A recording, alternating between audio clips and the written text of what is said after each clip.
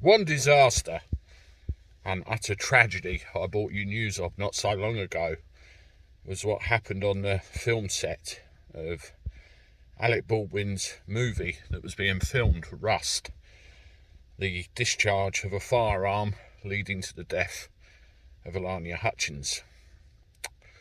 Well, I've just seen some news on one of the English sites where Alec Baldwin is going to go on the television tomorrow in a first interview, an actual interview in a studio about what happened on that day. One of the things that he stated was he never pulled the trigger. So it leads me to sit down and reassess the whole situation again.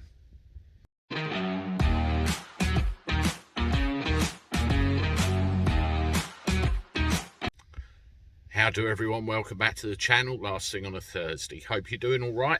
I certainly am. Let me know what you've been up to in the comments below. Yes, Alec Baldwin caught my eye. Yet again, we have to be careful with, how far down the road we can go with things like this, because it's effectively an active case and an active investigation. But it did perk my curiosity. Alec Baldwin is obviously full of guilt, full of remorse, and he must feel terrible for what happened, because at the end of the day, that round came out of a gun that was in his hand that killed that lady. And I feel utter pity, sorrow and sadness for everybody involved. It must be awful, particularly for the families and of course Alec Baldwin. But you have to ask the question very seriously: what went wrong and why it went wrong? Now, there are three people involved in this that I can see, and I've mentioned before: the armourer, the assistant director, and of course Alec Baldwin, because he was holding the gun. Every piece of video footage I've seen and every piece of documentation I've seen and my own personal experience led me to believe a gun doesn't go off by itself. It doesn't accidentally discharge. You have to pull the trigger.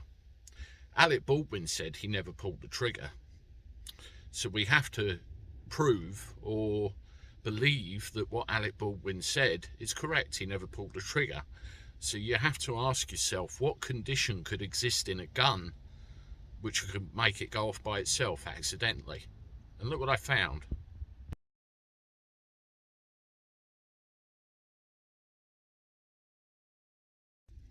There's two types of discharge with a firearm, either caused by accident or negligence. We're going to assume that it wasn't negligence, as in he didn't point that gun and pull the trigger. He said himself he would never, ever point a gun directly at somebody and pull the trigger anyway. So we have to be led to believe it was an accidental discharge. And according to that sheet I just showed you, which is freely available online, there are mechanical things that can go wrong with a firearm, i.e. a stuck firing pin, for example, a spent round left in the case, all sorts of other things that could potentially make that weapon discharge when it was pulled out of its holster where it was. Now, I can only think, you go to pull it out and you don't have control over it immediately because you're pulling it out and lowering it into a position on the floor you're coming across. So did it go off at that point where he was pulling it out? Maybe, I don't know. And that's for a judge in a court of law to decide. But the fact is, and the very simple truth is, there was a live round in that gun. And you have to ask yourself, why was there a live round in that gun? Who put it there? And what was the breakdown in the system which allowed that live gun to be there in the first place? Now, the armourer on a film set, or anyone in charge of any firearms anywhere, has the sole responsibility for the condition of that weapon, the ammunition associated with that weapon, the type of ammunition.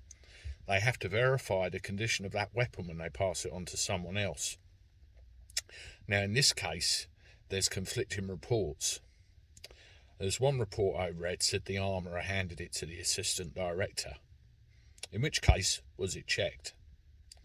There's another report which says that the assistant director picked it up off of a table outside, in which case was it checked.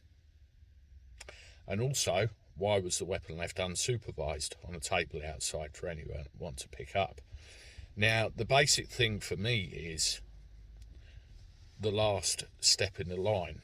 I'm by no means apportioning any blame whatsoever, but I firmly believe that Alec Baldwin should have been the last one to check that weapon.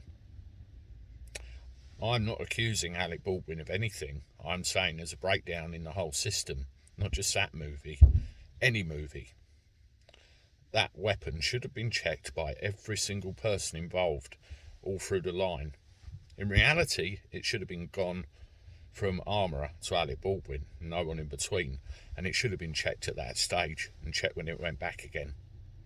But the question remains, how did that weapon end up with a live round in it in the first place? Who put it there? Why? And how was it allowed to happen? My thoughts are with everyone involved, and I know there's going to be some nasty business coming up with court cases and civil actions and all sorts of things. Very, very stressful indeed. It must be for all. And I'll keep an eye on this and let you know anything else I find. Toodaloo.